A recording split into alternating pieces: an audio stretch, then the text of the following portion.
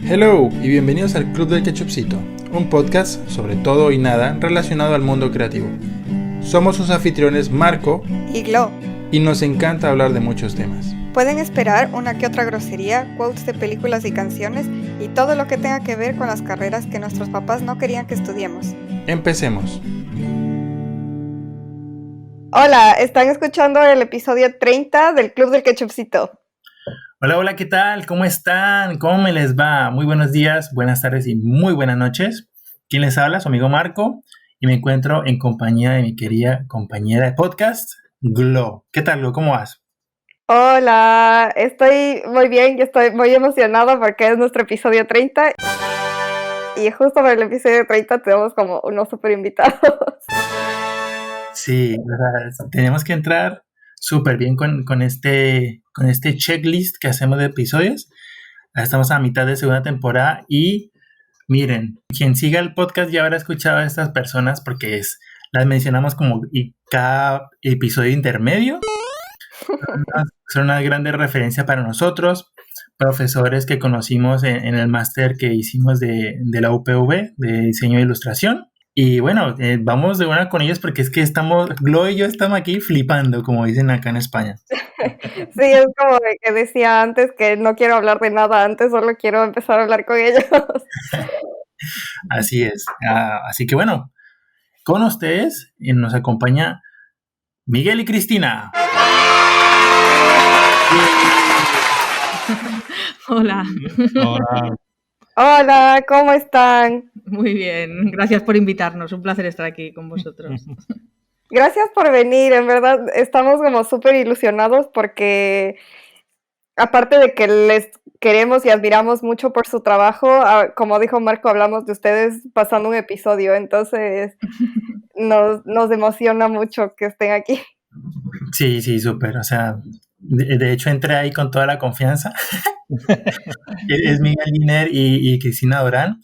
Nos conocimos como profes en el máster que hicimos, como les contaba, y desde ahí en adelante, afortunadamente, hemos contado con ellos en otras oportunidades, en otras ocasiones.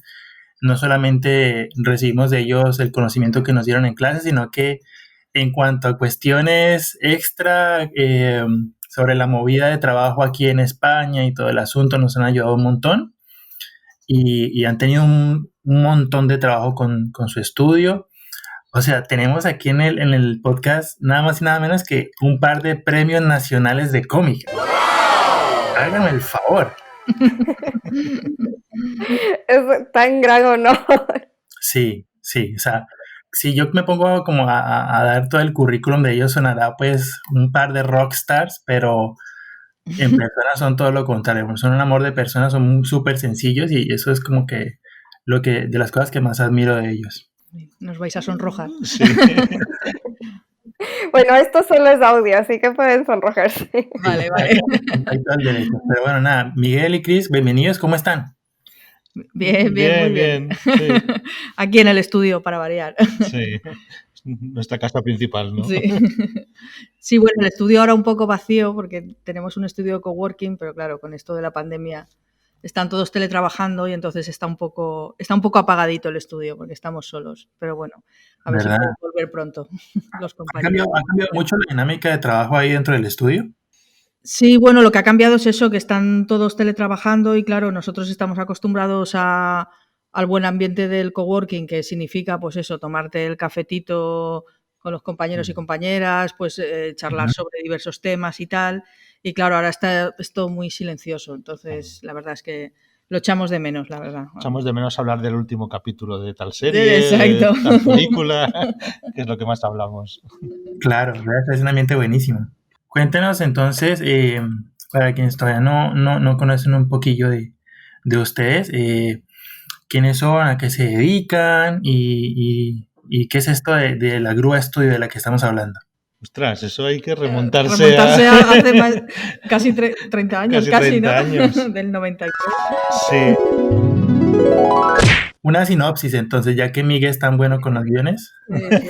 Bueno, el 90 el fanzine, o sea que puedes empezar por ahí. Sí, Bueno, pues nosotros empezamos estudiamos Bellas Artes en la Facultad de Bellas Artes de Valencia y nos conocimos a raíz de un fanzine que empezamos a montar unos amigos y alguien en clase nos comentó, ahí hay una chica que dibuja cómics.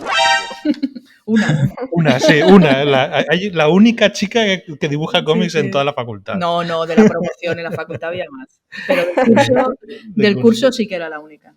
Bueno, la cuestión es que yo me acerqué a Cristina y le propuse participar en el fanzine y bueno, desde el principio dijo que sí y ahí empezamos un poco a conocernos y a hacer nuestros cómics, cada uno hacía sus cómics, yo también dibujo, aparte de guionista y bueno, después de cuando acabó la facultad, pues el grupo que llevábamos el fanzine, que se llamaba No Aparcar Llamo Grúa, decidimos montar un estudio de ilustración sobre todo, aunque al principio también hacíamos animación, y montamos un estudio al que le llamamos La Grúa Studio. Y luego con los años, los dos compañeros que estaban con nosotros, Robin y Alberto, uno se fue a Barcelona por amor y el otro se fue a Madrid por trabajo. Y entonces al final el estudio nos lo quedamos Cristina y yo como La Grúa Studio. Y empezamos Sí, bueno, al principio de todo nos llamábamos Grúa Graphics, realmente, verdad, porque era en valenciano, pero como siempre teníamos que explicar cómo se tenía que escribir. Sí, la gente lo ponía en inglés. Exacto, decíamos Grúa Graphics y lo ponía con PH en vez de ponerlo y tal. Entonces, como llegó un momento que era casi imposible que nadie lo escribiera bien, pues dijimos, bueno, pues la Grúa Studio, ¿no? Pero eso se llama la Grúa, que nos lo pregunta muchas veces por eso, por el nombre del fanzine. Sí, ahí empezamos a hacer ilustración sobre todo y hacíamos un poquito de cómic en el Kamakuk y algunas cosas, sí, pero no hacíamos... Sí, pero que en el fanzine sí que hacíamos cómic. Sí, pero yo en el estudio, cuando montamos el estudio sobre todo nos dedicamos y libro de texto, a buscar trabajo. En aquella época había muchísimo trabajo en libro de texto, se pagaba muy bien y bueno, pues estuvimos un montón de años trabajando sobre todo en ilustración. Y la verdad es que no cumplimos casi 40 años, no nos metimos nos metimos en lo que realmente queríamos, que era hacer cómics. Porque lo curioso ha sido eso, que ambos nos metimos en la facultad porque queríamos hacer cómics, pero sí que la vida nos llevó un poco, pues eso, entre los primeros años en dibujos animados y luego en ilustración, sin querer te vas metiendo en la dinámica del día a día, de encargos y tal, y entonces... llegó un momento que hacíamos prácticamente ilustración o cómic por encargo. Entonces, lo que es la obra personal la dejamos un poco abandonada. Yo confieso siempre que había perdido un poco la esperanza de poder, porque yo siempre he querido ser dibujante de cómic. Entonces, llegó un momento que dije, bueno, estoy bien haciendo ilustración, pero eso, no pensaba que acabaría realmente consiguiendo ser autora de cómic, ¿no? Hasta que un día me convenció. Y me dijo, no, hay que hacer un proyecto personal, cosa que le agradeceré toda la vida porque eso fue hace como 11 o 12 años y no más. Cuando empezamos hace 14 o 15 años fue cuando dijo, no, queremos hacer cómic, hay que hacer cómic. Y ahí estamos. Realmente. Y todo lo que ha salido después de eso. Sí, exacto, sí, fue también coincidió que la idea que teníamos nosotros de hacer cómic en España era muy difícil y hasta que no apareció todo el movimiento de novela gráfica con Maus y Epiléptico y álbumes y obras así, ¿no? Y luego aparece ya Arrugas y María y yo aquí en España. Era más difícil encontrar que los proyectos que nosotros queríamos hacer alguna editorial se interesase, ¿no? Entonces, digamos que nosotros entramos también con toda esta ola de novela gráfica que bueno, las editoriales están más abiertas a proyectos con un contenido más adulto o más comprometido, no tan juvenil, ¿no? De todas maneras, sí que es cierto que aunque, o sea, nuestro primer cómic, Una posibilidad entre mil, salió después de Arrugas y de María y yo, lo curioso es que sí que había, o sea, salió después porque somos más lentos, pero fue gracioso porque habíamos empezado a trabajar a la vez, o sea, yo creo que hubo como una conjunción de astros o algo así, ¿no? Porque cuando nos decidimos hacer Una posibilidad entre mil, yo me acuerdo que a mitad de hacer el libro conocí a Gallardo y Gallardo me dijo, yo estoy haciendo un libro también sobre mi hija. Fue también cuando salió Arrugas, es decir, que como que empezamos los tres a la vez, ¿vale? Ajá. Pero sí que es verdad que el hecho de que ellos consiguieran publicarlo primero, a nosotros siempre hemos dicho que sí que nos ha beneficiado, porque ellos ya llevaban como una trayectoria en el mundo del cómic Y el hecho de sacar ese par de obras con esas temáticas, luego llegar nosotros, que en el mundo del cómic ahí todavía no éramos conocidos, como esos 2 libros habían funcionado muy bien, pues los editores sí que se atreven más a publicar ese tipo de historias, ¿no? Claro. Entonces fue como una conjunción extraña, pero sí que es verdad que el que ellos publicaran antes, a nosotros siempre hemos dicho que pensamos que nos abrió muchas puertas, ¿no?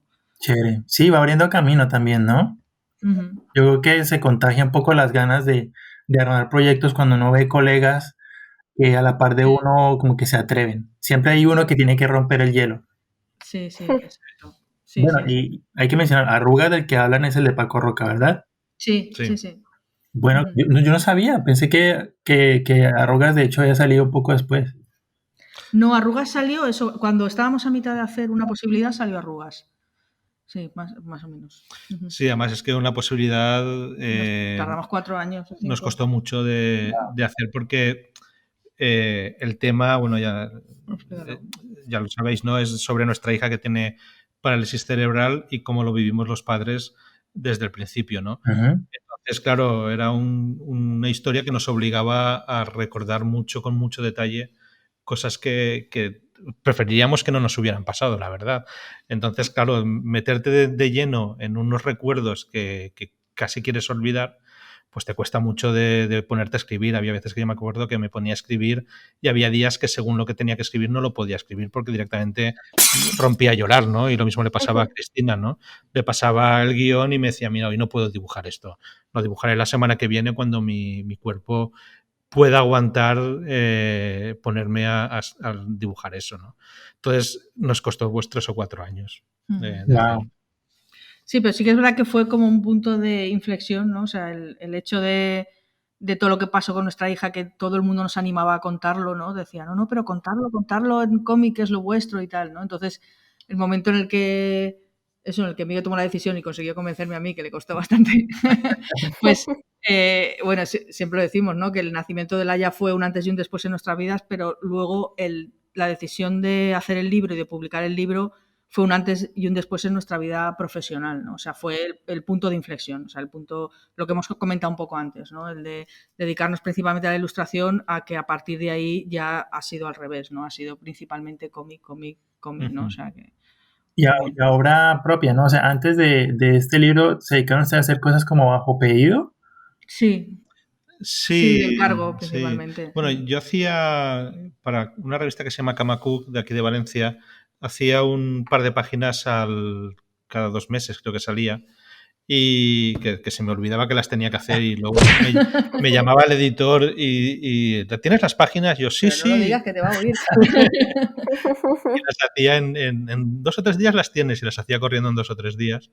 Y la verdad es que me sirvió muchísimo para solucionar problemas que luego me han servido en las obras mías de adquirir oficio, de saber dónde dejar las cosas colgadas para que luego el lector pase de página, cómo resumir cosas, qué imagen utilizar, qué plano utilizar según lo que vas a contar. Entonces me sirvió un poco de escuela porque estuve como 7 u 8 años, creo, recordar, dibujando esas 2 páginas cada 2 meses para Kamakuk. Wow. Y luego teníamos otras cosas de encargo con Nabaku. Sí, con la Asociación de Consumidores también hicimos varios cómics y tal, sí. Uh-huh. Sí, pero eso era todo de encargo. La obra personal estaba, pues lo que comentábamos, ¿no? Que como siempre tiene, sobre todo la primera, claro, tienes que depender de horas extras y tal. Entonces, claro, nunca encuentras el momento, ¿no? Es decir, siempre lo vas aplazando porque vas haciendo primero los encargos, ¿no? Hasta que por fin eso nos decidimos hacer una posibilidad. También lo que hicimos fue que fue el primer año del concurso de FNAC Sin Sentido, el que es ahora FNAC Salamandra.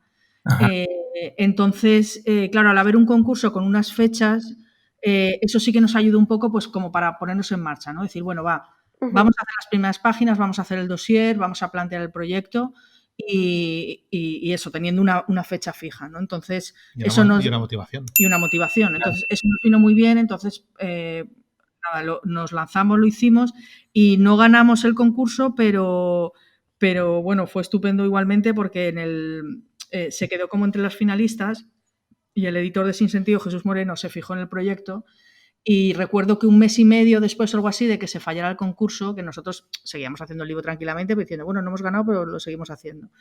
Y aún recuerdo el día en el que llegué al estudio, que además había tenido un mal día, y llegué, me senté al ordenador y de repente vi el correo electrónico de Jesús Moreno explicándonos eso, ¿no? Que le había gustado el proyecto y que aunque no había ganado, que quería que nos reuniéramos con él en Madrid para hablar de su posible publicación, ¿no? Y yo, o sea, recuerdo la sensación de que me temblaron las piernas, o sea, Dios mío.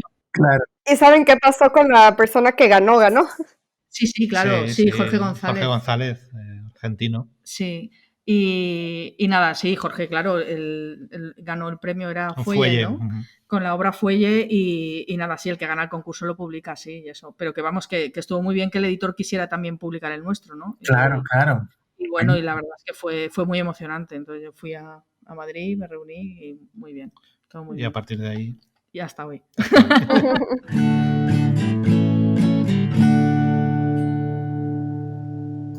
Bueno, y entonces ustedes comienzan con proyectos personales. Esto como que les abrió ya a cuenta suya qué proyectos hacer, ¿no? Pero ¿cómo pasa uno o cómo se mide uno a apostarle a sus propios proyectos? Porque claro, muchos de nosotros tenemos muchas cosas en mente siempre, historias que contar, pero ¿cuál creen ustedes que han sido como la clave que les dio la aprobación de, vale, vamos a apostarle a esto y de pronto rechazar alguna otra cosa que saliera de pedido o cosas así? El pedido rechazamos pocos. Sí. Bueno, ahora más. Lo hicieron a la par totalmente. Sí. Pues no sé, la verdad es que yo desde el principio, cuando lo vivía y me intentaba poner en posición de lector o espectador, ¿no? Veía que la historia de Laia era una historia muy potente, ¿vale? Yo soy muy, ya lo sabéis, muy cinéfilo y muy lector y intuyes más o menos cuando una historia que vives o que te cuentan, piensas que de ahí va a salir un buen cómic, ¿no? Y ella intuía, desde que estaba en el hospital y tal, ya intuía que podría ser una buena obra, ¿no? Entonces, a partir de ahí tienes mucho ganado, ¿no? Porque lo que te queda es intentar confiar en ti mismo a la hora de cómo lo construyes y cómo lo montas para que eso sea luego atractivo de leer, ¿no? Porque es muy posible que tengas una historia muy, muy buena, pero no seas capaz luego de transmitirla a un formato que sea agradable de leer, ¿no? Y bueno, yo confiaba un poco en... Voy a echarme flores a mí mismo. Por favor. No tengo abuelas. Digamos que todo ese bagaje que tenía de cine y de lecturas de cómics y lecturas de libros, pensaba o tenía fe en que me habían dado un pozo narrativo detrás que creía que lo podía aplicar luego a la hora de hacer el cómic, ¿no? Y bueno, confié un poco en eso y en el dibujo de Chris, evidentemente, y tiré un poco para adelante. Todo con mucha intuición, ¿vale? De todo lo que explico en clase de fórmulas y trucos y todo eso, creo que vino a posteriori de una posibilidad entre mil, ¿no? Cuando hice una posibilidad entre mil, había mucho de intuición detrás, que luego he visto que se cumplía, ¿no? La intuición iba bien. Entonces era un poco de confiar en todo ese bagaje narrativo que tenía detrás de tantísimos años. En lugar de estudiar libros, habías estudiado en el cine. Sí. Yo en la época de la facultad era de ir a la Filmoteca 2 o 3 veces por semana, al cine 4 veces por semana. Entonces era un ratón de cine y de filmoteca. Pero es bueno igual, porque muchas veces te pueden decir que ver una película puede ser perder el tiempo, pero nada que ver, porque te está nutriendo de muchas otras herramientas que las vas a usar eventualmente. Sí, absolutamente. Y yo recuerdo que mi padre, cuando estaba viendo películas, me lo decía, ¿no? No pierdas tiempo con eso, no sé qué. O cuando te veía con un libro, ¿no? También son personas de otra época, ¿no? Claro. Y yo siempre se lo decía, le decía, no, es que esto es bueno para lo que estoy estudiando y para mi carrera y tal, ¿no? También hay que decir que mis padres son muy cinéfilos también, que es decir, todo lo que me viene de cinefilia me viene por familia, ¿no? Por herencia. Entonces, en casa se consumía muchísimo cine siempre. Creo que de todos los amigos del colegio, esto va a sonar súper abuelo, pero lo voy a contar igual. Claro, nosotros cuando éramos niños, nosotros apareció el vídeo. Claro, vídeo de De vídeo VHS. de VHS, Y yo exacto. recuerdo que de todos mis amigos, el primero que tuvo un vídeo VHS fui yo. Entonces, mis amigos quedábamos los viernes por la tarde para ver películas porque era el único, Porque las podías ver varias veces, ¿no? exacto, era el único que tenía vídeo. ¡Wow! Menudo tiempo. Sí, Sí, una cosa claro, los años 80. Claro.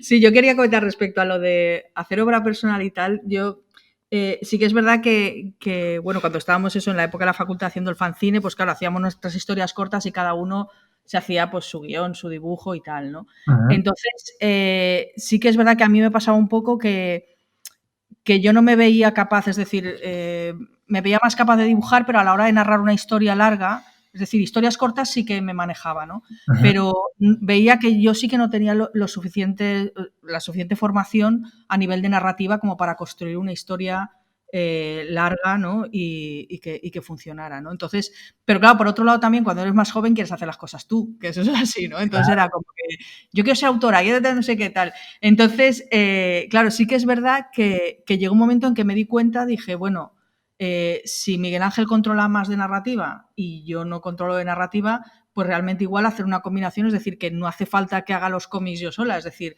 igual trabajar en equipo es bueno para el libro porque va a enriquecer el libro, es decir, Claro. si lo hago en equipo, pues va a estar mejor contado que si lo hago yo sola, que era consciente de que me faltaba, ¿no? Que no iba a ser capaz, ¿no? Entonces, ese momento en el que fui capaz de quitarme la cosa esa que tienes de yo quiero hacer mis obras, dije, oye, pues no, si por el bien del libro trabajar en equipo va a ir bien, pues vamos a probar, ¿no? Y luego, pues mira, ha funcionado la cosa. O sea que bien, no me arrepiento. Sí, porque suele haber en el medio, sobre todo de ilustración, desde mi experiencia, como un apego bastante fuerte a la obra que uno hace, ¿no? Y a veces como que de pronto no calan tan bien otras opiniones o metidas de mano extra en lo que uno hace. Entonces está muy bueno cómo lograron ustedes establecer esta sinergia de trabajo donde Miguel se encarga de la narrativa y por supuesto Chris con la ilustración ahí a tope. Ahora ya discutimos menos, pero al principio discutíamos más. Les iba a decir, es como la pareja perfecta personalmente y laboralmente. Bueno, también tenemos nuestras cositas, como todo el mundo. Claro. Es que esa es la cuestión, ¿no? Una cosa es el compañero de trabajo que tú ves durante las horas de trabajo y luego vas a casa y ya estás con tu rollo. Y otra cosa ya es volver a casa y seguir con el compañero de trabajo al lado. La verdad es que lo mezclamos todo mucho, yo creo.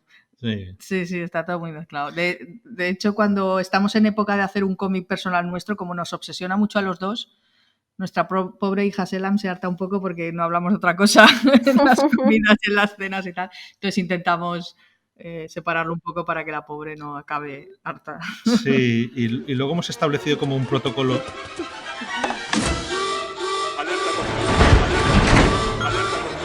de seguridad. Sí, a partir del segundo o tercer libro. Sí, porque para no discutir, entonces, si discutimos, por ejemplo, de temas narrativos, Ajá. la última decisión es mía, y si discutimos sobre temas gráficos, la última decisión es de Cristina. Ah, mira, qué buen plan. Entonces, claro, es una forma de no discutir. Es decir, bueno, pues al final se hace de esta forma porque el que más controla de este tema soy yo y se hace de esta forma porque la que más controla eres tú, ¿no? Y entonces, desde que lo establecimos, la verdad es que ya no hemos discutido. Sí, hombre, sí que discutimos, quiero decir, que subes el tono de la voz un poquito, ¿no? De, pues es que esto lo quiero hacer así por esto, por esto y por esto. Pero sabiendo que eso, que si es una cuestión de narrativa, pues es él y si no, pues yo, ¿no? Entonces... Todo esto dicho desde que nuestras discusiones, pues las podéis imaginar. Es decir, levantar la voz es subir, creo que medio tono. Sí, tranquilos. No, pero sí que es verdad que a veces, pues eso, parece que estás discutiendo, pero sí. no estás discutiendo, estás simplemente desahogándote de decir, ostras, es que ya sé que tú dices que esto es mejor, pero a mí no me convence porque no me convence, ¿no? Sí, pero es bueno. más vehemente y ya está. Sí, ya está. Claro. Ahí acabamos de escuchar un montón de pro tips para el trabajo en equipo. O sea, yo que mejor prueba de trabajo en equipo no hay otra sino de trabajar con tu pareja, ¿no? Sí, la verdad que sí. Lo que pasa es que hay que, a ver, la clave es el diálogo constante, hablarlo todo, porque al final lo más difícil es la conciliación con la vida familiar. Eso claro. Es el tema más complicado. De hecho, mira, Ujú. precisamente lo estábamos comentando esta mañana, ¿no? Que nosotros las discusiones así a nivel personal que hemos tenido más encendidas, entre comillas, son siempre por la distribución de las tareas y eso que lo tenemos todo súper repartido, ¿no? Pero sí que es verdad que cuando estamos en un proyecto, pues bueno, tienes la ventaja de que como el uno siempre sabe lo que le falta al otro por hacer, porque claro, como el proyecto es conjunto, entonces, claro, pues las épocas que Miguel está escribiendo, pues a lo mejor estoy yo más con las niñas y tal, pero las épocas que Miguel sabe que tengo un montón de páginas que dibujar, pues Miguel se ha pasado veranos ahí con las niñas en la calle o en la plaza o lo que sea, porque yo tenía que hacer horas y horas, ¿no? Entonces, es un poco equilibrar, que sabes que hay temporadas que uno tiene que currar más que el otro, entonces lo bueno es que sabemos el trabajo que le queda al otro. El problema viene cuando tenemos los dos mucho trabajo, que es cuando nos ponemos más nerviosos. Claro. ¿Cómo separar las tareas de la casa con las tareas de la oficina? Exacto. Aquí la clave es eso, repartírselo todo mucho, si no sería imposible. El diálogo, no quedarte nada dentro, hablarlo todo. Creo que es el secreto de cualquier relación, ¿no? Sí. Tanto de pareja como de amistades, no quedarte... Si hay algo que te ha molestado, hay que decirlo y expresarlo siempre con educación y bien, pero sí que hay que comentarlo. Bueno, yo quería comentar una cosa. Lo curioso es que Cristina y yo trabajábamos juntos 8 años ya antes de ser pareja. Que eso hace mucho. ¡Wow! Ah. Es muy buenos amigos, que eso es muy importante. Ahí está el secreto. Entonces, digamos que ya funcionábamos trabajando juntos, porque yo recuerdo que a veces hacía las acuarelas de Cristina, dibujaba y yo hacía las acuarelas, o compartíamos algunos de los trabajos. Entonces, digamos que ya teníamos cierto hábito de trabajar juntos en ilustración antes de dedicarnos al cómic y de ser pareja, ¿no? Con lo cual, digamos que cuando fuimos pareja, formalizamos la parte afectiva, pero la otra ya estaba. La otra ya estaba funcionando, ¿no? Con lo cual acabamos de encajar un poquito más las cosas y ya está. Sí, no, y yo también contestamos aquí en plan íntimo total. Yo contar también que claro, mis padres también, bueno, eran químicos los dos, pero también trabajaron juntos toda la vida. Entonces, para mí ha sido algo que he visto en casa, que he visto algo muy normal, es decir, que los he visto... Entre ellos había química.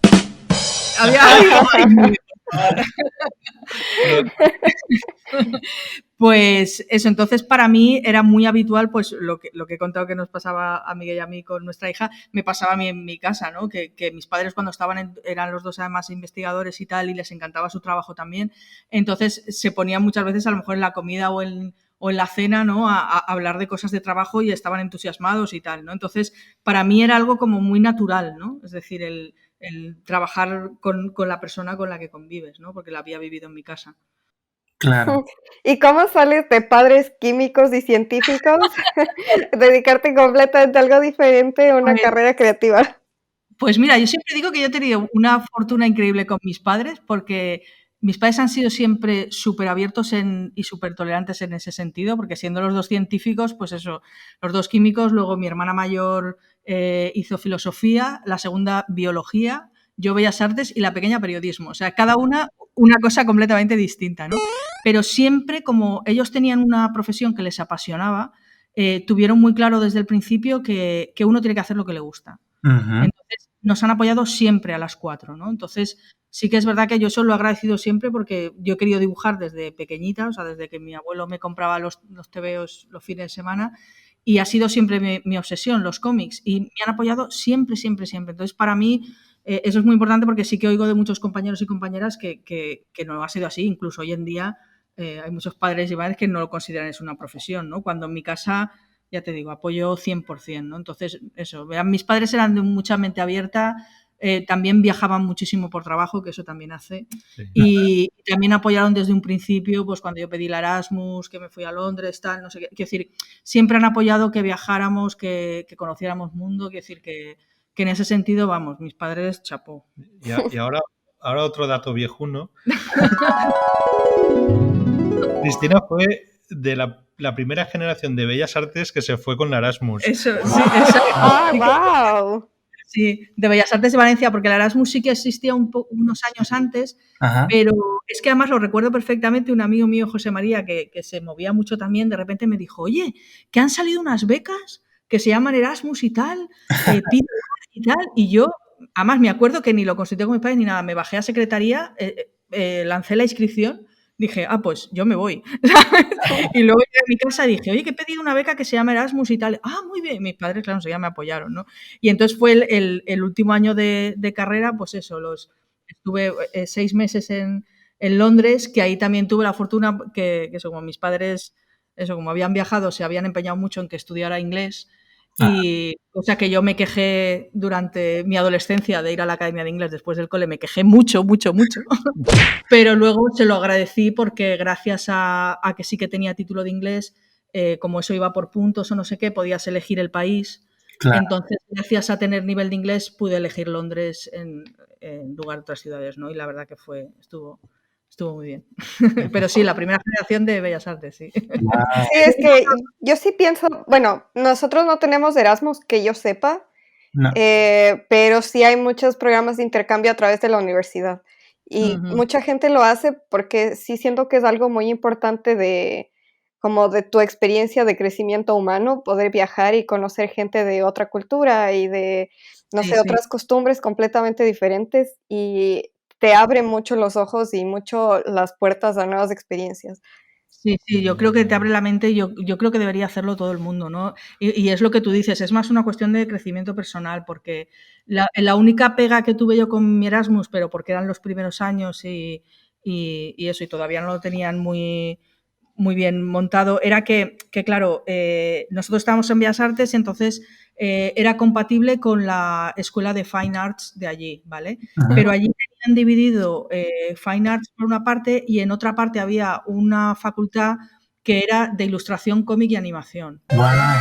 Entonces, claro, cuando yo llegué allí, a mí me llevaron a Bellas Artes de allí, es decir, escultura, pintura, vídeo, fotografía y tal, pero claro, cuando fui a visitar el otro campus, que estaba lo mío, es decir, lo que yo quería hacer, que era cómic, ilustración y tal, claro, al principio sí que me pareció muy frustrante porque no podía ir a clase allí, porque no era compatible, ¿no? Entonces, nada, pregunté y tal, pero claro, decían, no, es que si no te van a convalidar luego el curso y no puede ser, ¿no?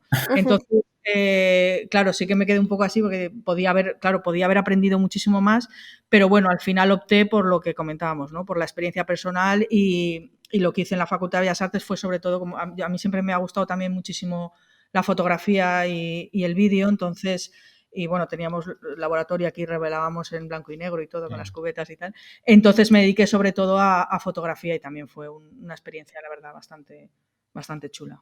¿No te colabas de pronto a la facu de cómic? Es que fui un día solo, pero es que me deprimí tanto de no poderme quedar en la clase. Claro, es que no podía entrar en las clases. Entonces, sí que estuve ahí en el campus, estuve ahí cotilleando un poco y entonces lo que sí que hice fue decirlo en la facultad, ¿no? Decir, a ver si podéis llegar a, no sé si luego años después lo conseguirían, supongo que sí, digo, hacerlo de forma que la gente que necesita más este otro campus que pudiera ir, ¿no? Claro. Lo que sí que recuerdo de esa visita a ese campus es que entré en la papelería de allí y me compré una carpeta tamaño A3 para llevar los originales de estas con cremallerita, con es tal. La que llevo a clase. Claro, que es la que llevas a clase. Pues me acuerdo que barata no era, pero dije, bueno, es que estas carpetas, o sea, yo en España no las había visto, ¿no? Porque claro, son de estas anti lluvia y anti todo, o sea, una carpeta súper fuerte. Bueno, pues ahí está, o sea, tiene 30 años. ¡Wow! ¡Ay, qué bien! Le tengo un amor a esa carpeta porque me lo compré allí en la facultad. Sí, recuerdo que Miguel llegó a clase sus trabajos para mostrarnos y sí la recuerdo. ¡Wow! 30 años, madre mía. 30 años tiene esa carpeta compradita en Londres, sí. Bueno, uno siempre es como muy apegado a los productos de arte, ¿no? Sí. A veces de más. Cuando se acaba la tinta del rotulador y estás como, pero es que me sirvió tanto tiempo y es tan bonito. Sí, es cierto.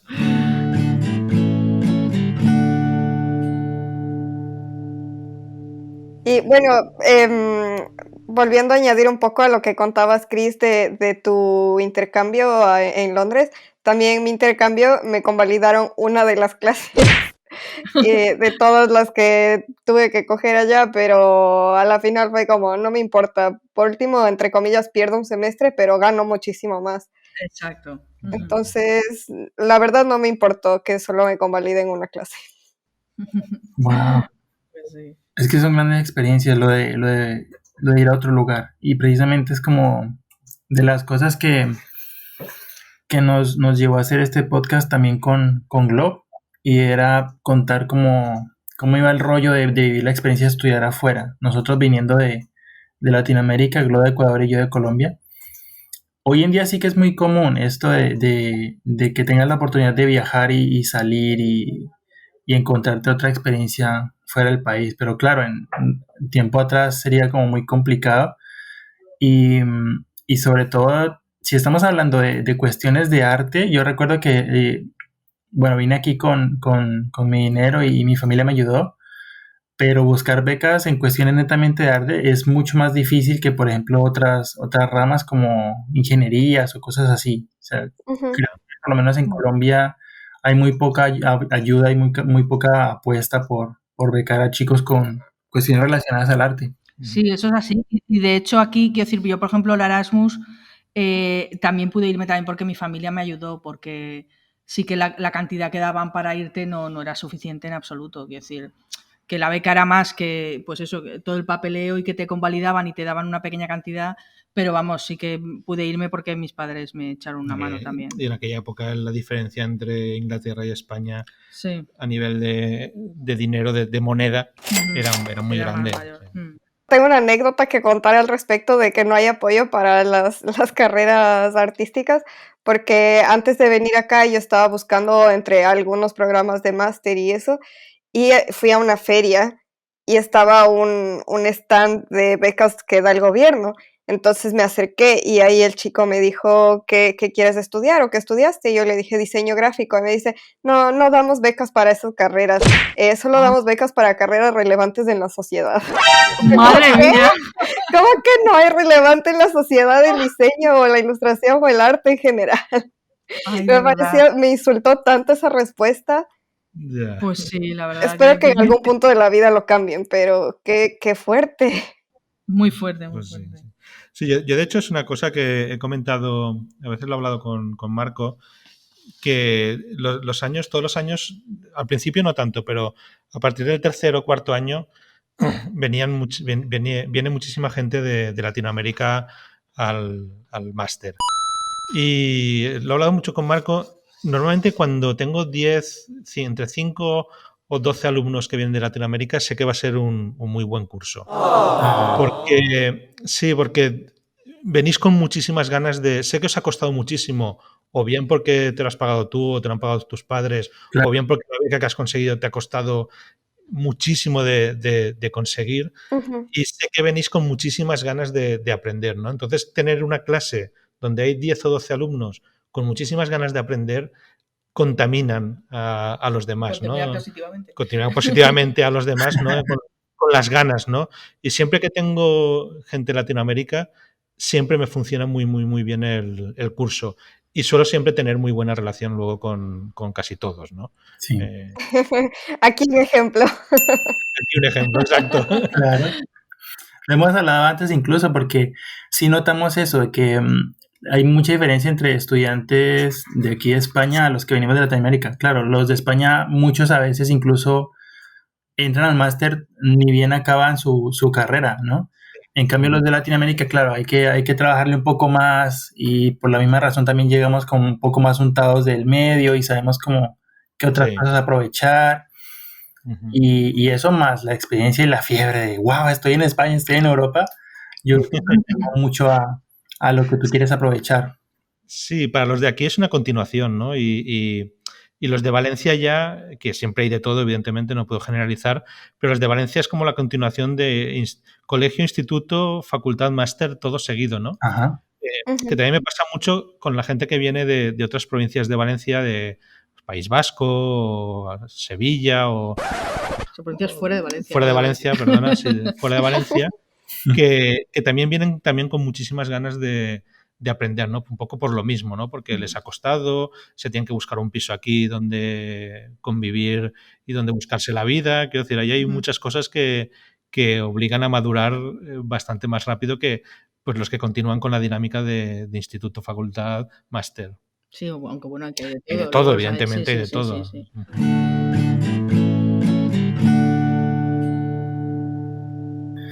Bueno, me gustaría avanzar un poco en la historia de ustedes e irnos un poco a la razón del por qué ahora son título de cómic nacional. Aquí lo bonito es que cuando nos conocisteis no lo éramos y ahora podemos decir que lo somos. Sí, Es sí. decir, que lo habéis vivido con nosotros. Sí, sí. Encima, a mí me pasó que, claro, cuando recuerdo que hubo una visita de firmas que hicieron ustedes en... En Pepita Lumière, ¿ese? Ah, en Pepita, Ajá. sí. Fuimos a ¿Estás Pepita. hablando de ese o de otro? Sí, esa. Es que Ya. ese día, justo cuando lo fuimos también, y estaban ustedes en una firma de libros, y Gloria y yo, obviamente, como buenos fans, nos tomamos nuestros libros, ahí nos firmaron y me quedé yo con la copia del día 3 firmada. Y pasó entonces el Premio Nacional de Cómic y ya hasta, o sea, la obra para mí cargó con mucha importancia. Por eso, ¿no? Porque dije, wow, estoy así cerca de estos premios nacionales y los conozco y son súper queridos conmigo y tengo ya la obra firmada, o sea, como que cambia mucho el nivel. Ya había yo pues hablado sobre todo con Chris, de lo que veía yo en la obra, pero está muy chévere cómo trasciende ya, cómo logran ustedes ver el impacto realmente que han logrado, porque bueno, el que lo publiquen ya es un gran paso. Luego ya como la gente empieza a hablar de ello y eso, sé que cuando publicas, pues hacen como una gira de digámoslo, gira de medios, no sé si se le llama igual. Y, De promoción, sí. pero claro, luego pasa en el 2019 Premio Nacional de Cómic. ¿Cómo llegaron ustedes ahí o qué los catapultó ahí? Bueno, que esas cosas son... No dependen de ti, ¿no? Claro, no dependen de ti, exacto. Quiero decir que nosotros que hemos estado en muchos jurados, no solo del Premio Nacional y de otros premios, siempre un premio es un equilibrio como muy, muy delicado, ¿no? Es decir, que primero de todo, obviamente, la obra tiene que tener calidad suficiente, pero que el premio se decante por una obra o por otra, a veces es por un simple comentario, a lo mejor, de una de las personas del jurado, ¿no? Es decir, que como son varias personas con opiniones diferentes, o sea, hay una línea muy fina entre ganarlo o no ganarlo, ¿no? Es decir, que realmente se tienen que conjugar pues una serie de factores. Porque ¿no? aquel año estaba el de Universo, claro, de Montéis, que si lo hubiera ganado hubiese sido merecidísimo. Sí, que yo pensaba que iba a ganar Montéis, ¿no? Entonces, cada año hay 2 o 3 obras que realmente piensas que son merecedoras o 2 o 3 obras o más, ¿no? Hay años que hay más, ¿no? Coincide, depende, ¿no? Pero que sí que es verdad que a ver, que ganarlo o no ganarlo, yo creo que también, pues, bueno, no sé, es que para nosotros fue maravilloso, pero fue una de las alegrías más grandes de nuestra vida, ¿no? Pero que somos conscientes de que no depende de ti, o sea, solo depende de trabajo, es decir, las cosas se consiguen con muchos años de trabajo y de entusiasmo y de intentar hacer las cosas lo mejor posible. Que luego te premien o no, puede pasar o puede no pasar. Claro. En esta ocasión ha pasado, pues mira, bienvenido sea. O sea que... Todo eso partiendo de que tus obras tienen un nivel de calidad alto, ¿no? El hecho de que Astiberri, por ejemplo, se interesara por publicarnos primero el integral de una posibilidad y luego el día 3, quiere decir que Astiberri para mí es una de las mejores editoriales, si no la mejor, de España, ¿no? Y que una editorial así se interese, quiere decir que lo que estás haciendo intuyes que estás por el buen camino porque ya, digamos que tienes una respuesta profesional, ¿no? Luego viene una respuesta que ya no es profesional, sino que viene de otros sitios, como es el ministerio, como es un jurado, etcétera, etcétera, ¿no? Entonces, todo eso te va diciendo, digamos, dándote las pautas de que como estás planteando las cosas es la forma correcta, ¿no? Porque hay muchísima gente, me pasa mucho con los alumnos, que piensan que su planteamiento es el correcto. Claro. Y es muy difícil a alguien que piensa que su planteamiento es el correcto hacerle ver que su planteamiento no es el correcto. Sí. Si con los alumnos que ya tienen cierto respeto hacia el profesor me cuesta, en el mundo profesional ya es casi imposible hacerle ver a alguien que su planteamiento no es el correcto, ¿no? Claro, me imagino. Aparte, bueno, de ahí están las discusiones en Facebook y tal. Creo que Twitter es peor que Sí, Twitter es peor. Sí, Twitter por es eso no peor. estoy en Twitter. Yo sí que estoy en Twitter y sí que es peor, sí, hay veces que lo tengo que cerrar.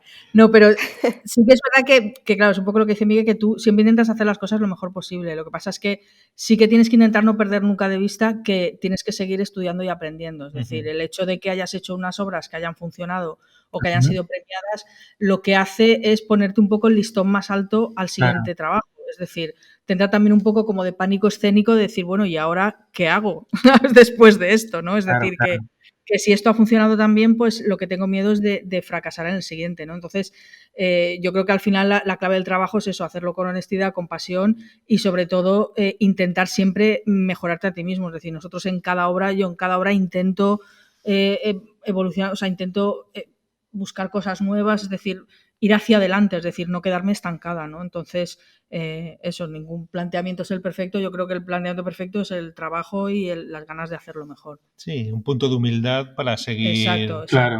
recibiendo Sí, lecciones de otros. Sí, no pensar que porque tienes el nacional ya estás en un estatus que tal. No, tienes que seguir trabajando y haciendo las cosas bien, porque si no las haces bien, igual como dice mi madre siempre muy sabiamente, igual que estás arriba de la ola, al día siguiente puedes estar abajo de la ola, ¿no? Entonces, pues sí, mientras estás arriba, disfrútalo, pero no pierdas nunca de vista que igual pasado mañana estás abajo, ¿no? Entonces, eso sí, siempre hay que tenerlo ahí. No, que tu próximo libro Que puede no ser un funcione, fracaso. exacto, Decir, que no. hagas una cosa y que no funcione, que no la hayas planteado bien, no hayas acertado esta vez y ya está. Claro.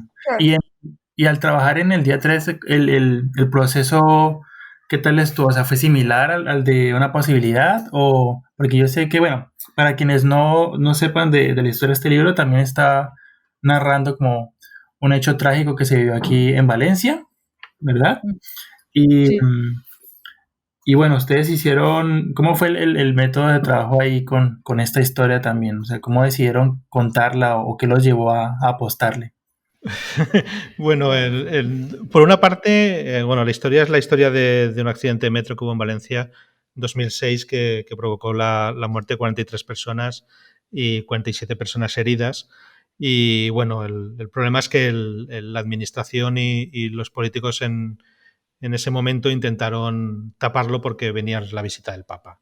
El Papa venía a Valencia y de pronto una semana antes pasa esto y tuvieron muchísimo miedo de que el accidente entorpeciera la fiesta que iba a ser la visita del Papa, ¿no? Y bueno, maltrataron muchísimo a estas familias que lo único que querían es que alguien dimitiera y pidiera disculpas porque habían habido negligencias, ¿no?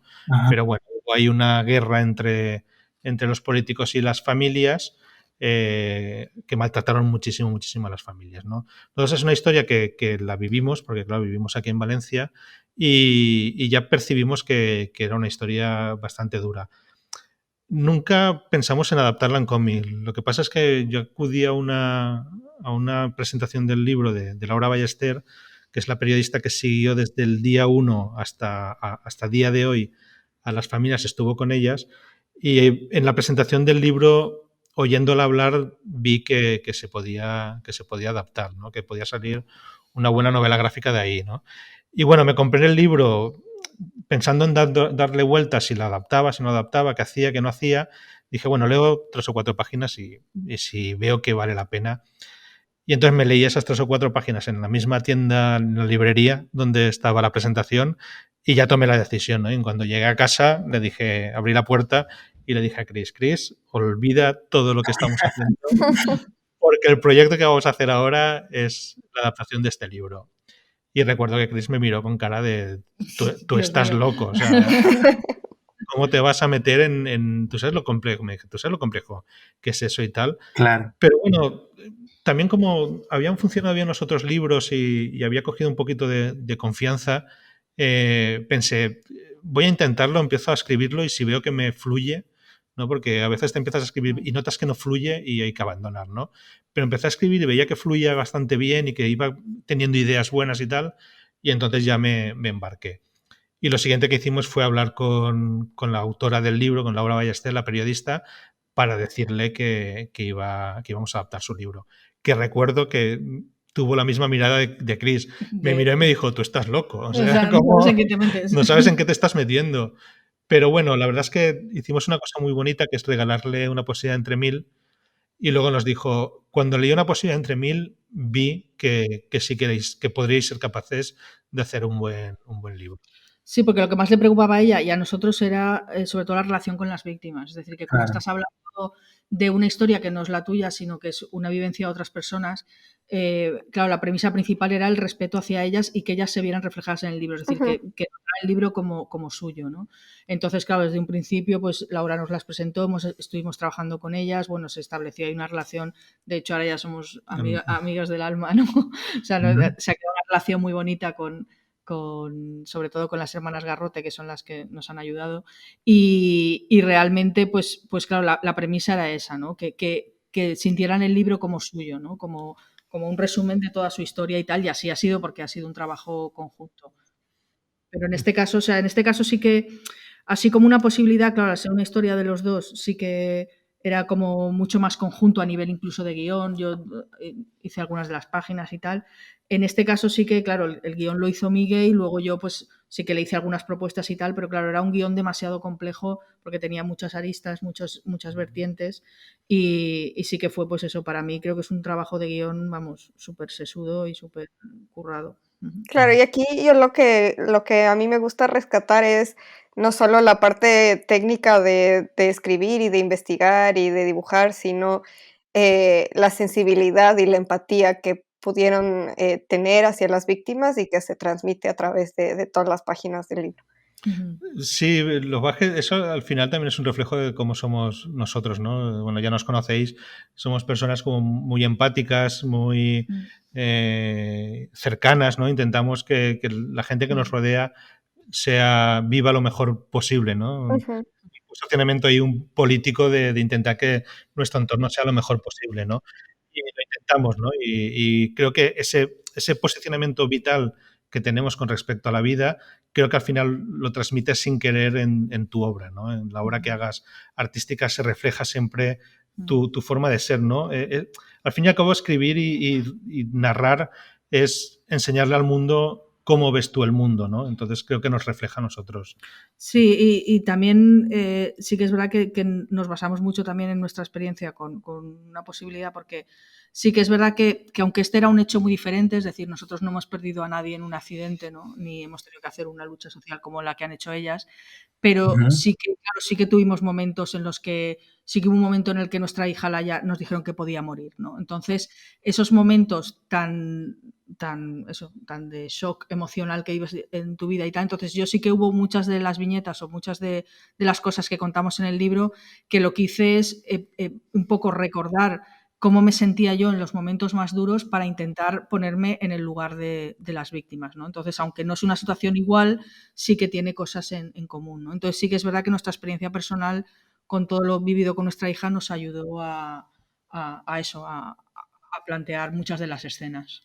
Claro, es Y que bueno, hay muchas veces que la gente se confunde un poco con lo que es el diseño y la ilustración y piensan que es algo más como pintar un cuadro o algo así más artístico, pero el objetivo del diseño y de la ilustración más que nada es comunicar. Ajá. Entonces, y no transmitir. importa del estilo o la forma en la que hagas, sino la forma en la que comunicas lo que tú estás pensando, sintiendo o el mensaje que quieres transmitir.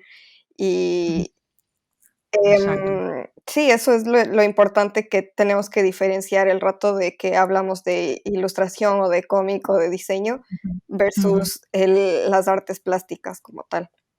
Sí, yo creo que es lo que tú dices, que es transmitir, y si lo haces, pues lo que estábamos comentando, si tú las cosas las haces con sinceridad y con honestidad, es decir, o sea, pones toda la carne en el asador y pones todo lo que sientes y lo que quieres transmitir, al final acabas transmitiendo. Sí, al fin y al cabo son artes que son más media, ¿no? Ujú. Es decir, son para grandes consumos, no para Claro. consumos menores. No, y además que cuando uno está haciendo una lectura de cualquier producto, sea leído o visto en la tele, lo que sea, cuando más te identificas, así no hayas vivido lo que está leyendo, pero si logras esa conexión, yo creo que ese es el éxito de saber comunicar lo que haces, como lo que dice Glo. Yo creo que ahí se comprueba muy bien que el objetivo de comunicar se ha logrado, porque yo igual esta obra cuando la leí, pues no he vivido nada similar, pero ahí estaba yo buscando los referentes y viendo en YouTube qué había pasado, porque claro, esto hace parte de una historia real, Ujú. Y le comentaba yo eso a Chris después de leer el libro, que ahí estaba yo ahí muy, muy metido en el cuento y todo a partir de las viñetas que nos estaban contando el libro. Y yo creo que ese es signo de una buena lectura, una buena experiencia al recibir la historia. Y nada, yo creo que es una de las muchas razones por las cuales ha trascendido tanto el trabajo de ustedes con este libro y bueno, los que han hecho también. Sí, al fin y al cabo narrar es intentar transportar a tu lector a un sitio que no ha ido nunca, ¿no? Y en este caso, pues al que tenga la experiencia de lo más cercana posible a lo que vivieron las víctimas, ¿no? Entonces, en ese sentido, sí, creo que cumple bastante ese cometido, ¿no? De transportarte a una experiencia. Al fin y al cabo, cuando lees, ves series o películas, lo que quieres, lo que deseas es que te transporten a otro sitio, ¿no? Claro, Ujú.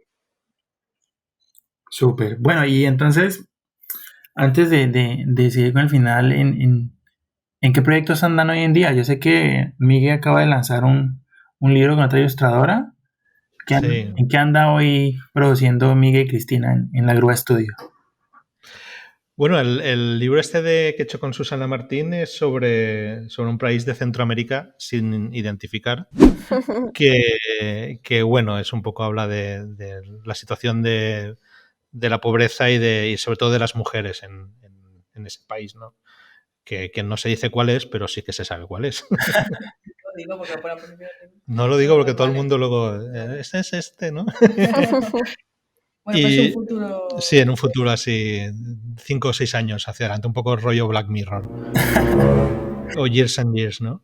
Y en lo que estamos ahora, pues estamos en un encargo que es un encargo muy, muy chulo Sí, que del acabará siendo obra personal que acaba también. siendo ahora, exacto, del ayuntamiento de Sagunto sobre una mujer de allí, de una miliciana que en la guerra civil española pues se unió a las milicias anarquistas bueno, tuvo muchísima mala suerte porque la historia le pasó un poco por encima porque inmediatamente al ir en el primer ataque de los fascistas es herida en la pierna y la vuelven a traer a Valencia inmediatamente, ¿no? Y en cuanto acaba la guerra, la empiezan a acusar de injustamente de cosas que nunca pudo hacer porque estaba en el hospital. Quiero decir, nunca, de todo lo que le acusaban y juzgaron, nunca pudo haberlo hecho porque estaba en el hospital. Entonces, una historia, pues eso, de una pobre chica que la historia le pasa por encima siendo muy buena gente y tal. Y es un encargo del Ayuntamiento de Sagunto que Sí, porque es un personaje muy conocido allí, sí, o sea, del pueblo. sí, de hecho hay libros, hay obras de Una teatro calle. y tal, entonces está muy bien porque el ayuntamiento tiene una concejalía de memoria histórica, entonces ha decidido eso, nos encargó el cómic porque así también es un poco pues un medio más pues para llegar a más gente a contar la historia de esta chica, ¿no? Porque se dice que debió ser de las primeras, si no la primera en ser herida, y de las últimas, si no la última en ser fusilada, ¿no? Entonces realmente es una historia muy, muy impactante. Entonces, es una de esas cosas que a pesar de que es un encargo, por eso decía lo de obra personal, Sí. es una historia tan bonita y tan rica y tal que aunque sea un encargo, al final se va a convertir, o sea, lo hemos planteado como obra personal también. Sí, estamos ahora el guión ya está escrito, estamos ahora en la fase plot storyboard. Y luego yo tengo ahí en la recámara, creo que me voy a atrever a hacer yo uno yo sola, no sé si me arrepentiré. Ya para el podcast. ¡Wow! Lo escucharon aquí primero.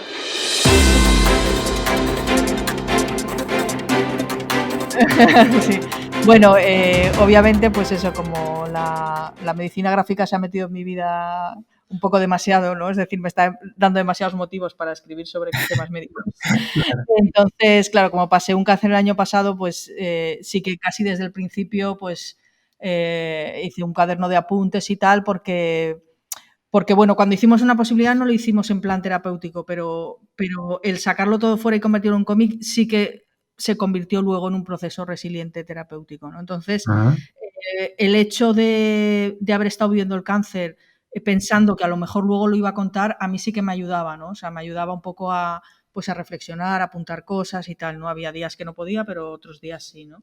Entonces, nada, tengo ahí, sí que me gustaría contar mi punto de vista. Sí que es verdad que hay muchísimos libros sobre cáncer, pero también es verdad que cada libro es diferente porque cada uno lo vivimos de una manera diferente, ¿no? Entonces, sí que me gustaría contar esta historia, pero necesito un poco aún la tengo que reposar un poco. Luego tengo que estructurarla, tengo ya más o menos la estructura hecha, pero claro, sí que tengo un poco de, una vez más, pánico escénico, porque claro, hacer yo un guión teniendo un guionista al lado es un poco... me da un poco de miedo. Entonces, lo que voy a hacer es intentar hacerlo yo y luego el que lo lea a ver qué le parece. ¿Sabéis que me pide clases particulares? Oye, explícame punto de giro. Con todo el miedo del mundo, así, por favor, revisa y dime. Dime, sí, exacto. Hay tu editor propio ahí para revisión. Sí, para revisiones, sí. Qué guay. Oye, pues muy chévere. Y sobre todo me gusta que, bueno, aparte que de lo que mencionas, he visto que aquí en Valencia, no sé cómo será en toda España, pero veo que le apuestan mucho a la comunicación de lugares como el ayuntamiento o cuestiones políticas, le apuestan mucho a la comunicación con ilustración. No es raro que pases por el centro de Valencia y al lado de un bus hay una ilustración de Cristina, por cuestiones que tienen que ver como con entidades de este tipo, pero que las comunican a través de ilustraciones súper bonito. Y hay muchos otros letreros también de diferentes artistas por ahí que he visto también y está bueno que le inviertan de esa manera a la comunicación dentro de la ciudad. Bueno, eso fue una batalla porque el gobierno que había antes, por ejemplo, en el ayuntamiento, que estuvo 24 años, despreció absolutamente a los artistas valencianos, a los diseñadores, ilustradores valencianos, ¿no?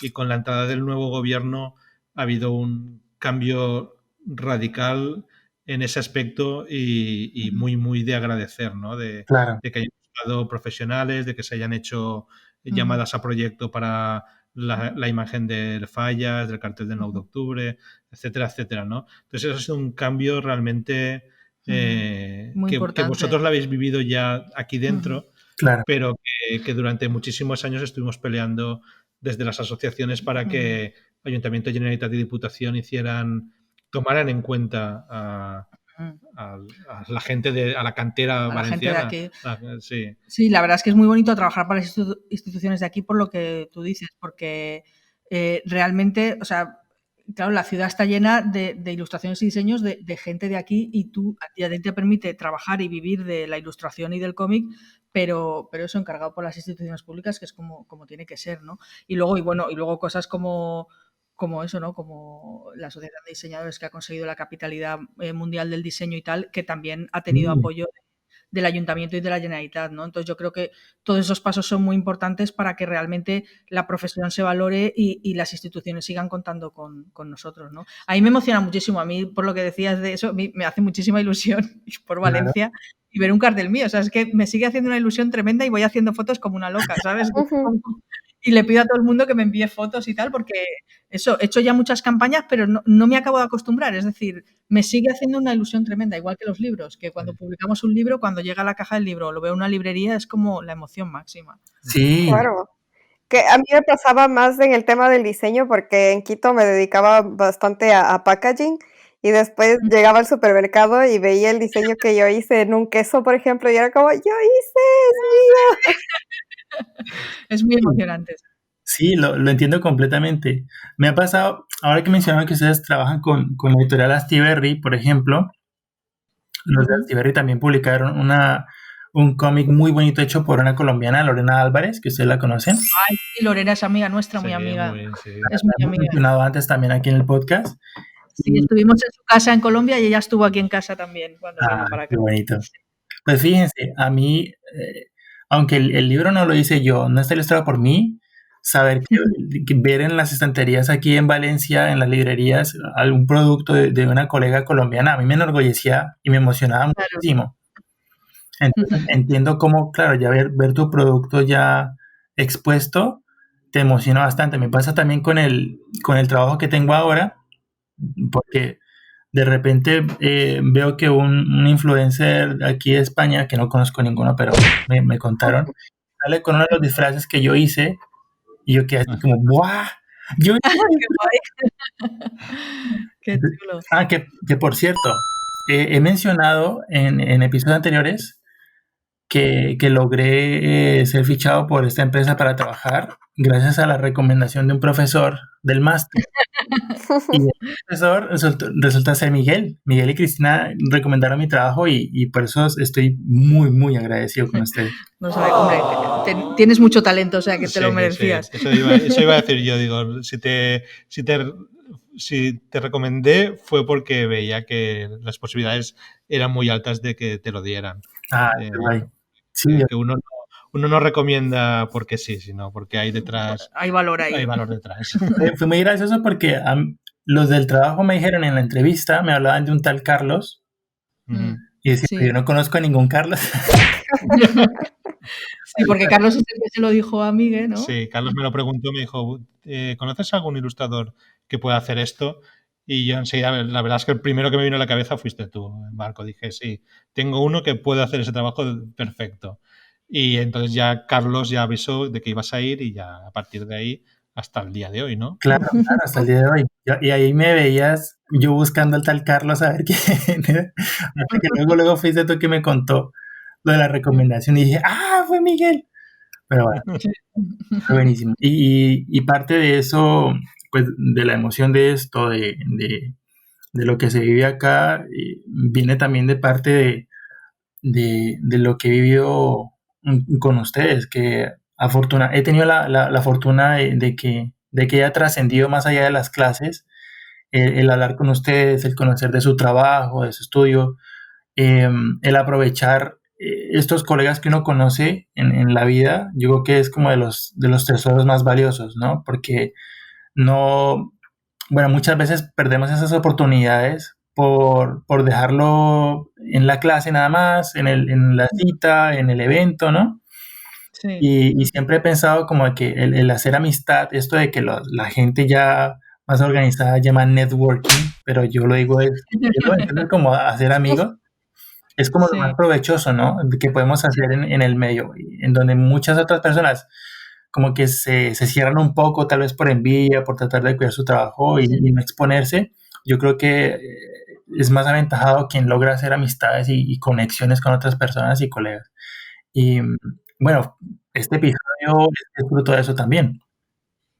Sí, a nosotros nos pasó también un poco con una profesora de la facultad, con Marina Segarra, que precisamente nos dio la única asignatura que en aquellos tiempos, porque cuando nosotros estudiamos no había casi nada de ilustración y de cómics, solo había una asignatura de narración figurativa en quinto, y era esta profesora, ¿no? Entonces nos pasó un poco lo mismo que te ha pasado a ti con nosotros, es decir, que al final establecimos una amistad con ella que ahora es amiga del alma y hemos aprendido muchísimo de ella, ¿no? Entonces, no solo Marina, sino luego un montón de gente, bueno, y el Carlos que mencionabas, que es Carlos Ortín, también ha sido como nuestro mentor en cuanto empezamos la Asociación de Ilustradores, tanto él como Paco Jiménez han sido un poco como nuestros maestros.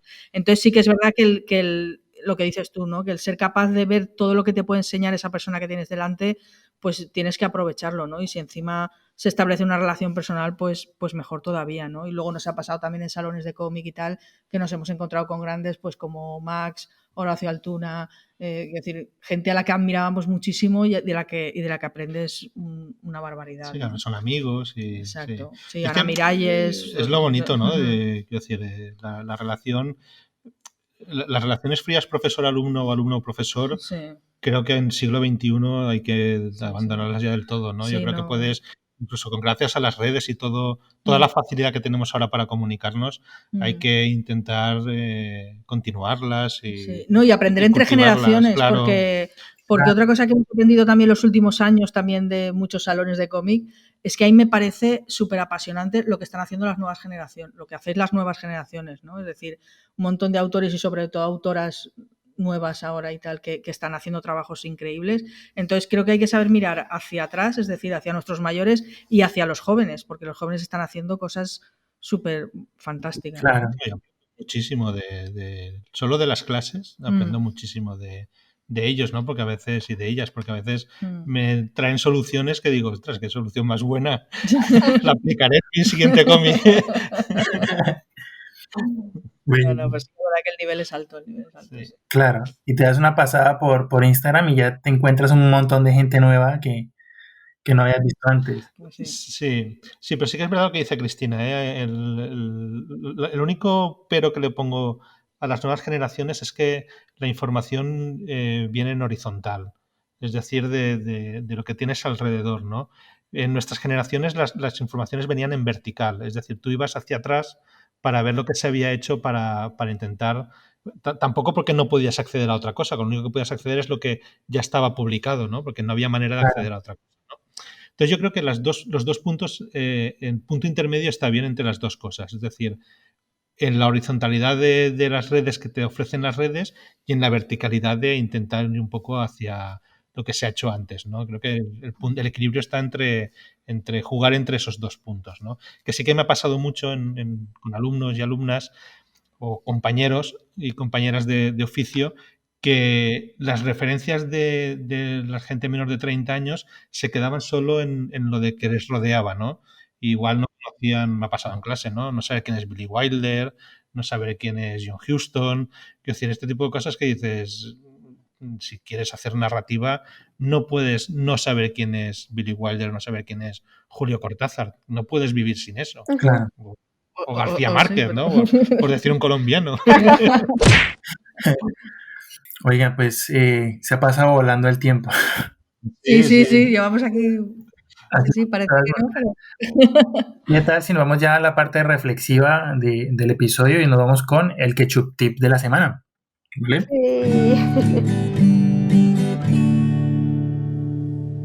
El ketchup tip.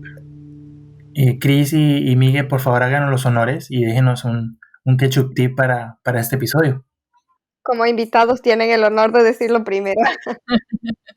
A ver, Bueno, yo el consejo es, en clase lo habréis oído 1.000.000 de veces, con lo cual nos va a venir de nuevas.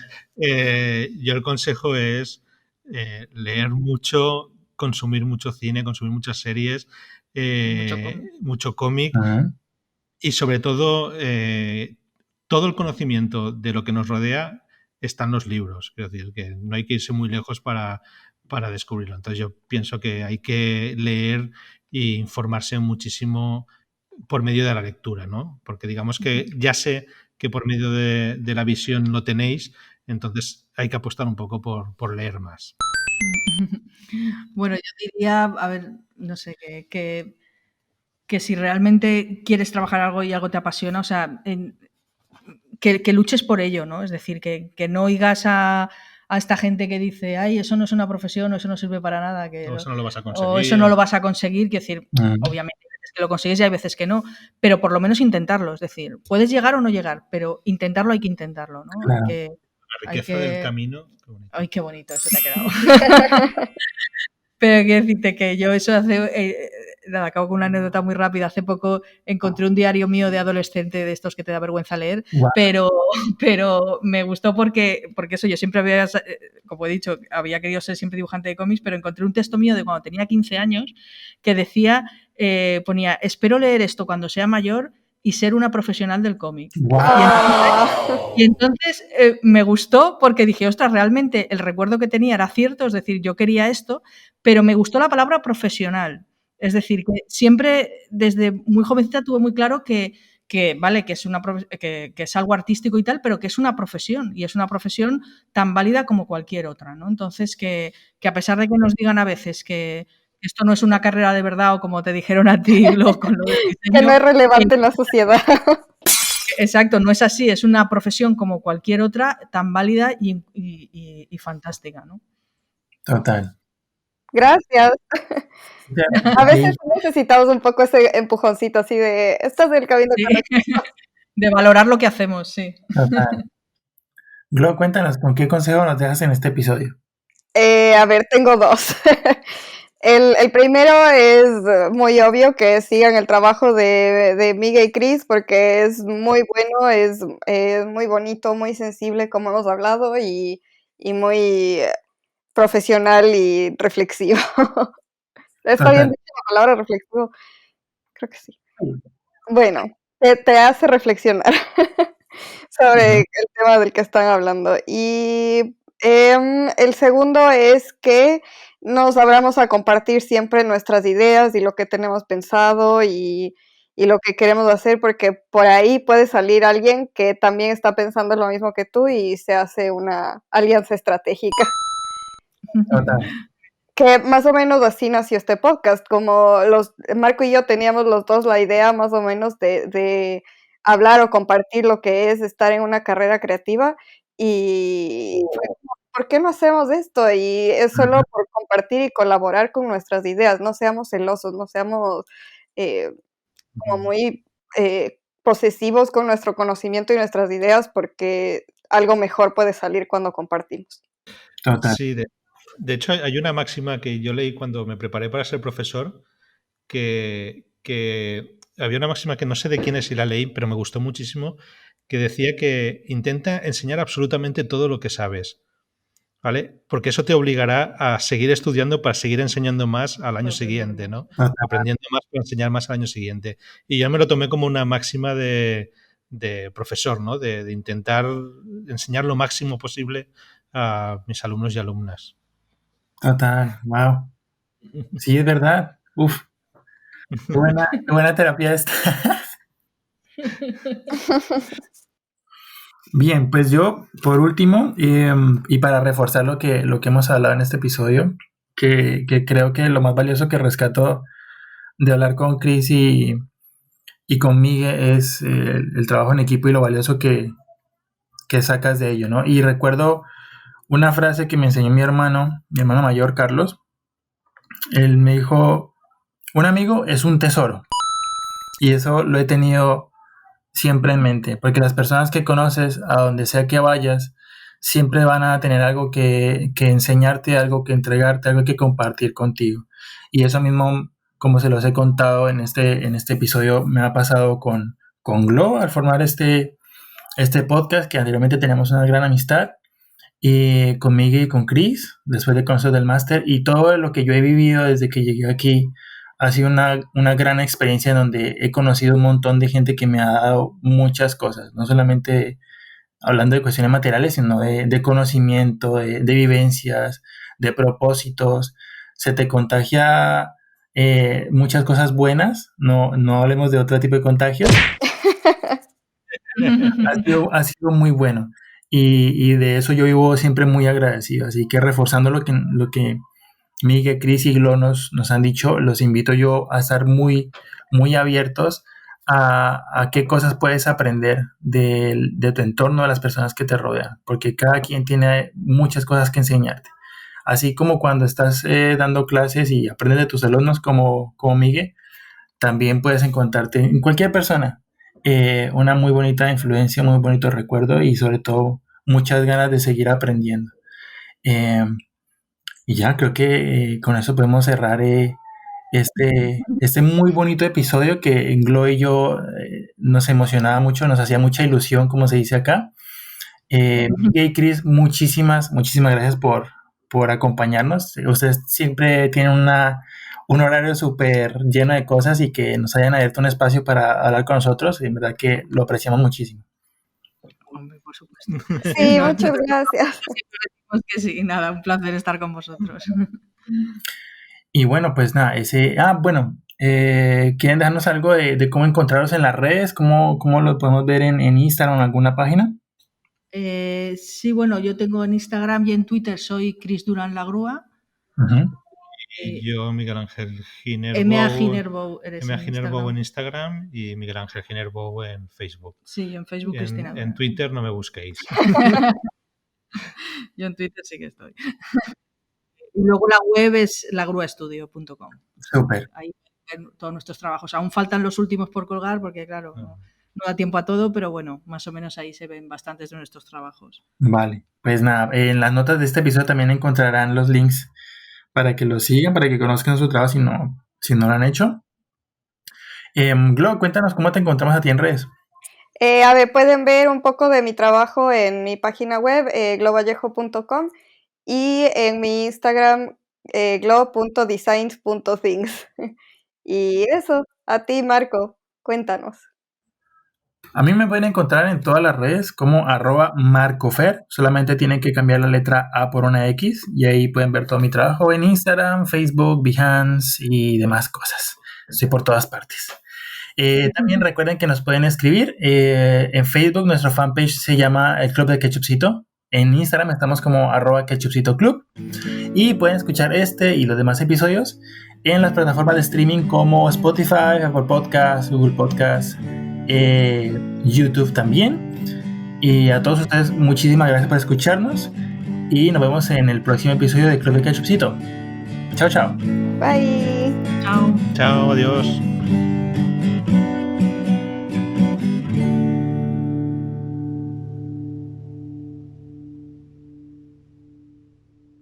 Quiero contar también que claro, mis padres también, bueno, eran químicos los dos, pero también trabajaron juntos toda la vida. Entonces, para mí ha sido algo que he visto en casa, que he visto algo muy normal, es decir, que los he visto... Entre ellos había química. Había...